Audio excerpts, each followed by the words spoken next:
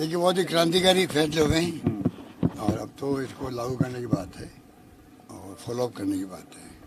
तो मैं समझता हूँ कि जो माहौल देखा हमने सभी डेलीगेट का, पूरे देश के लोग आए थे, इत्मीनान से अपनी बातें कही, सबने निष्कर्ष निकाले, रिपोर्ट बनी और उदयपुर डिक्लेरेशन के नाम से कोई घोषणा हुई है।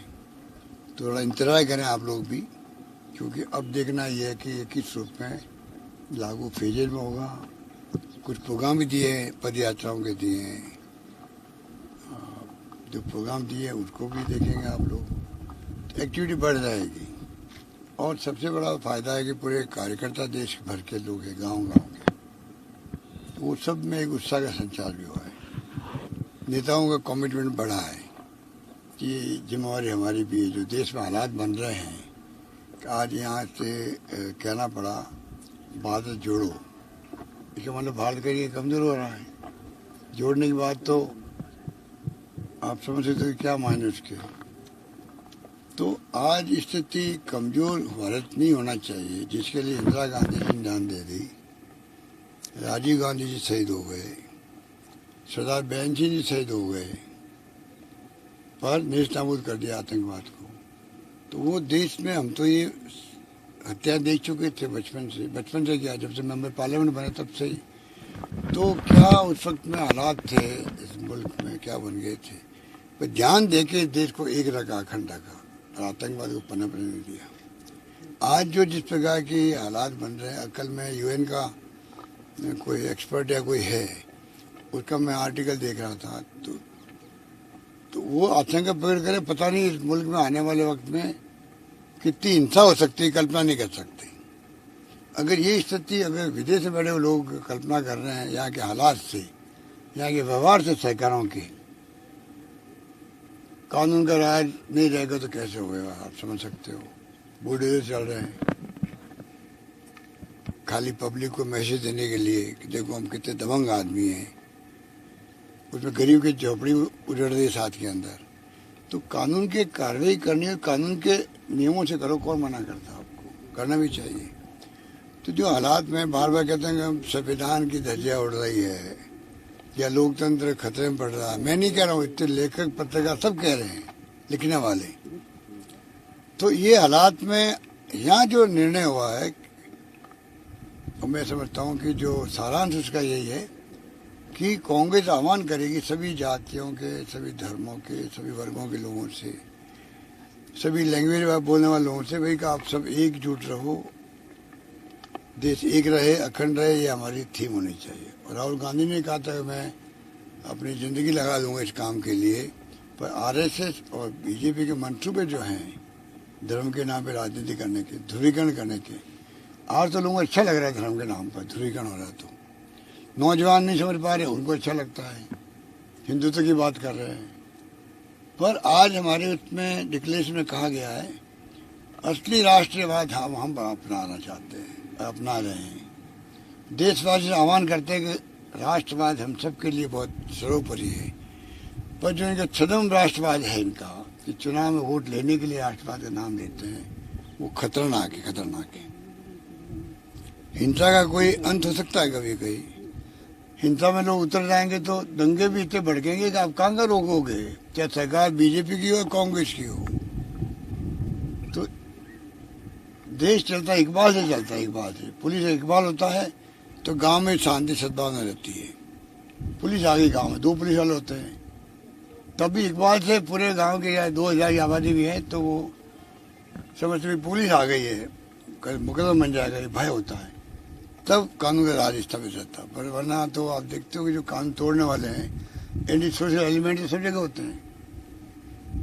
तो तमाम तरह की स्थिति जो राजस्थान में अभी देखा, 3 जगह दंगे भड़क गए और सबका बैकग्राउंड मालूम है आपको। जो माने हुए लोग हैं बीजेपी के नेता, वो उसमें इन्वॉल्व थे।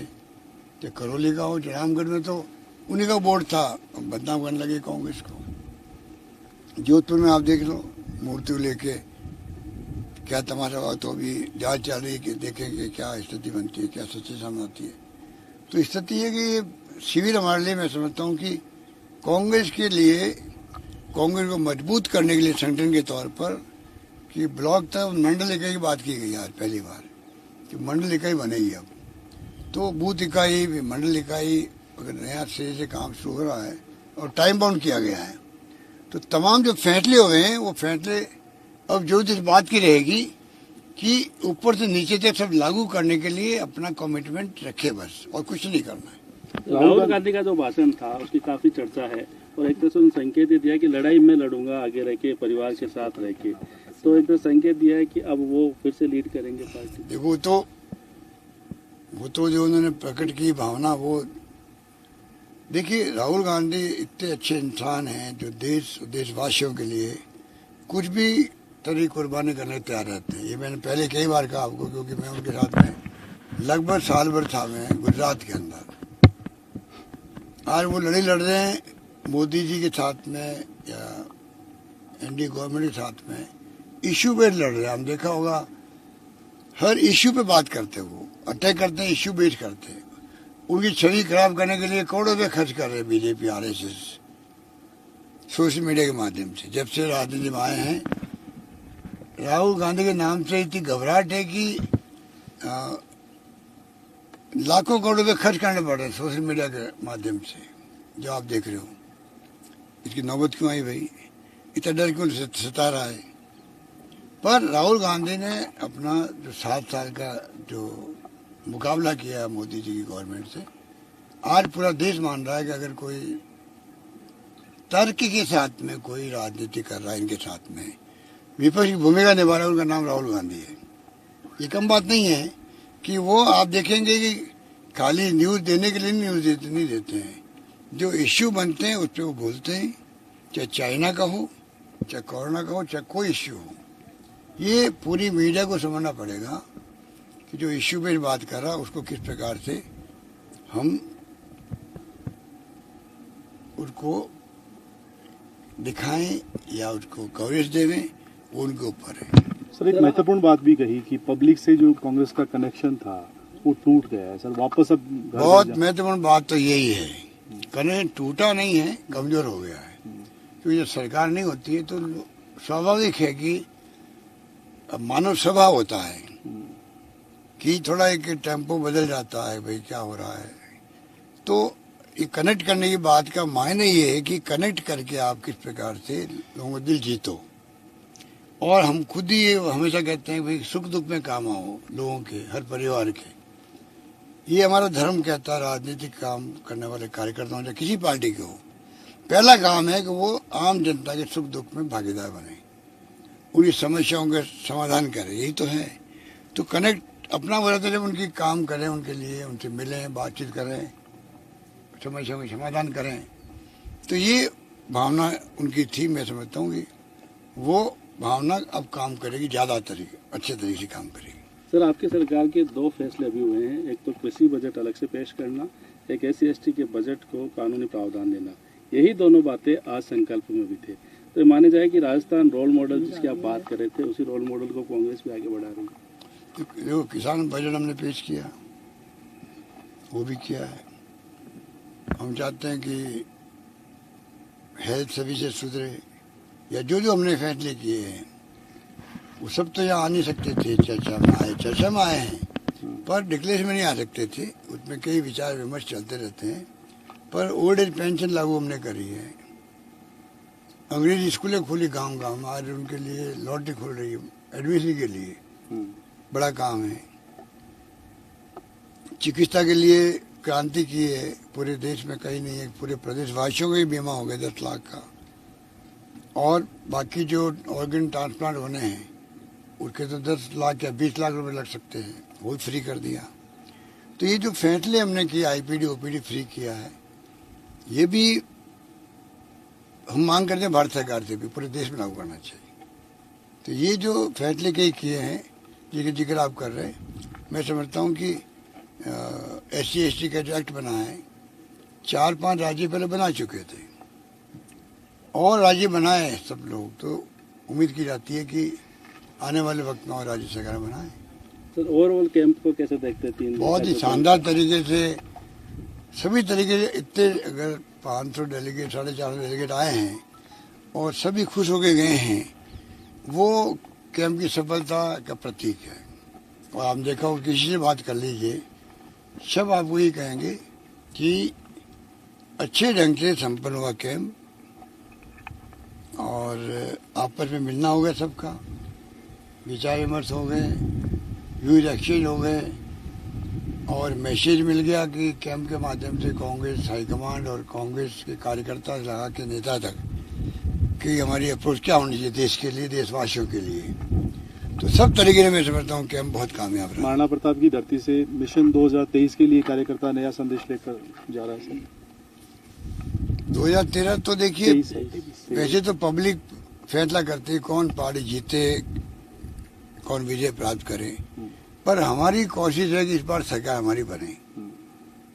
हम आप देख रहे हैं कि गुड गवर्नेंस दी हमने। कोरोना के अंदर भी कितने लोग मारे गए देश के अंदर, राजस्थान में बचाने का प्रयास किया, पूरे रात दिन ये कर दिए, सारी सुविधाएं दी, सारा इलाज फ्री किया। कोई भूखा नहीं सोएगा तो वही रहा, सबने मदद करी, पूरी आम जनता आगे आ गई मदद करने, एनजीओ आगे आ गए, एक्टिविस्ट आगे आ गए, पॉलिटिकल कार्यकर्ता भी आगे आए। तो ये तमाम देखा आपने। उसके अलावा जो फैसले हमने करीब 800 फैसला भी मैंने किए हैं बजट के अंदर, 200-250 तो उसको आधे जारी हो गए हैं। तो अभी मैं 1-2 तारीख को जो कर रहे हैं हम लोग रिव्यू कर रहे हैं, पूरे बजट की घोषणाओं को कर रहे हैं 2 दिन लगातार।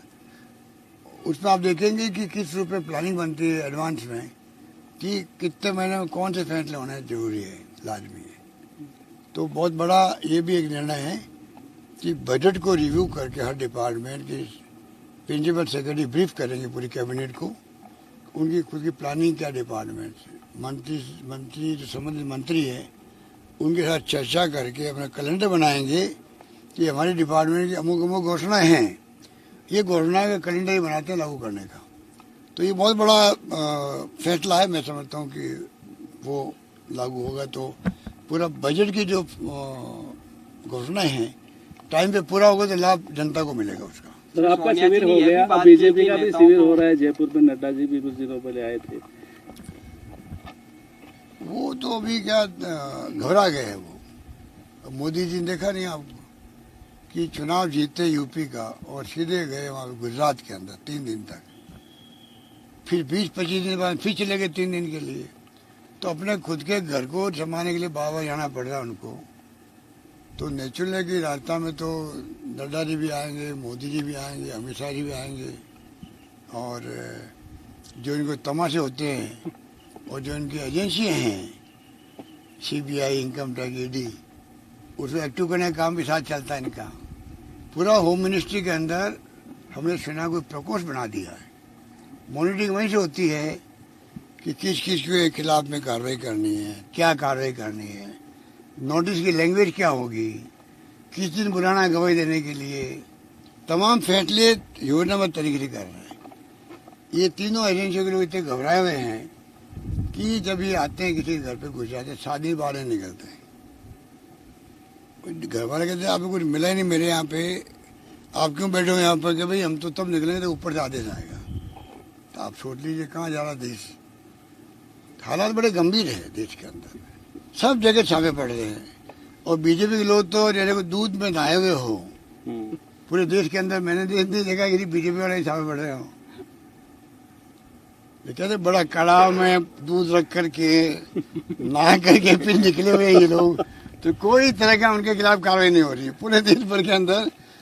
जहाँ जहाँ सरकार जिस पार्टी की है, चाहे शिवसेना हो, कांग्रेस हो, एनसीपी हो, सपा हो, जितनी पार्टी रीजनल पार्टियां कोई हो, उन सबको डरा के धमका करके राज करना चाहते हैं। ऐसे लोग आके राज में बैठ गए और ध्रुवीकरण के नाम पर, धर्म के नाम पर, हिंदुत्व के नाम पर तो जुड़े हुए हैं। कल मैंने बात कही, वापस रिपीट कर बात खत्म कर रहा हूँ। 31% वोट आए थे मोदी जी के 14 के अंदर। जब 31% वोट आए हैं तो 69% वोट खिलाफ थे उनके। वो वोट कहाँ गए? तमाम बढ़ गए आपस के अंदर, कांग्रेस सहित रीजनल पार्टी बढ़ गए। ठीक है, तो मोदी जी उस वक्त दिल बड़ा रखते, भाई मैं तो 31% पे प्राइम मिनिस्टर बना हूँ, 69% वोट मेरे खिलाफ पड़े। वोट पड़े है ना, ऐसा नहीं घर पे बैठे रहे, वो अफसर नहीं रहे थे, वोट पड़े थे बाकायदा, वोट पड़े हैं, खिलाफ पड़े हैं, तब भी प्राइम मिनिस्टर वो बने थे। उस वक्त बड़ा दिल रख के सबके साथ लेके चलते हो कि विपक्ष की बात सुनते। फैसला खुद को करना होता है, मुख्यमंत्री हो या प्राइम मिनिस्टर हो, पर आप सबकी बात सुनो तो कम से कम उसके बाद में निष्कर्ष निकलने के बाद में फैसला करने में आसानी रहती पब्लिक इंटरेस्ट के अंदर। इन्होंने ये तो दुश्मन ही, दुश्मन हो गए सब लोग। इतना घमंड आ गया, मैं कांग्रेस मुक्त भारत बनाऊंगा, किसी को कुछ समझ नहीं रहे थे। और फिर धर्म के नाम पर 7-8 वोट ज्यादा बढ़ गए और ज्यादा घमंड आ गया। तो घमंड आने वाला व्यक्ति जो है कभी कामयाब नहीं हो सकता। इतिहास वही बनाता है जो इतिहास को याद रखता है, अच्छे सेंस में याद रखता है।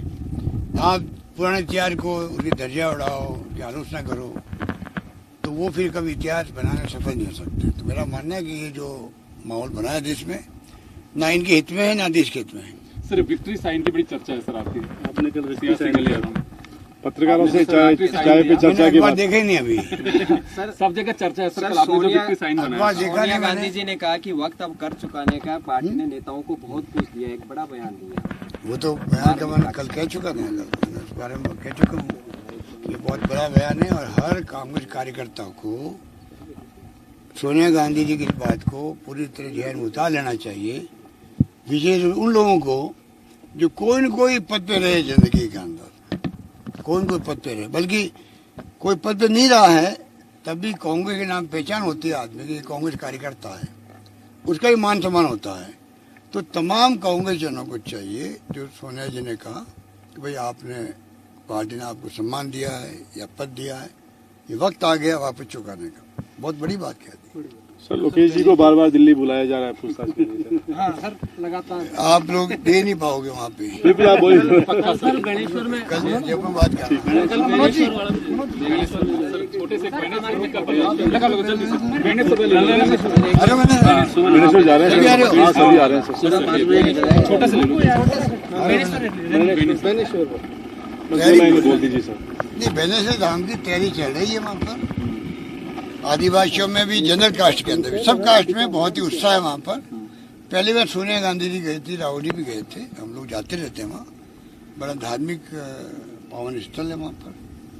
और वहाँ जो नदी चल रही है उसके अंदर बहुत तकलीफ होती थी, जब पानी बरसात होती थी रास्ते रुक जाते थे। अब करीब 134 करोड़ की लागत से ओवरब्रिज बन रहा है वहाँ पर, तो एक बड़ा काम भी हो जाएगा उपलब्धि के रूप में, और मीटिंग भी हो जाएगी। तो कल बहुत शानदार बड़ी मीटिंग होगी वहाँ पर, और राहुल जी भी आ रहे हैं, हम लोग समय रहेंगे और वहीं पे संबोधित करेंगे आदिवासियों को भी और पूरे प्रदेशवासियों को भी। ठीक है, ठीक सर। लोकेश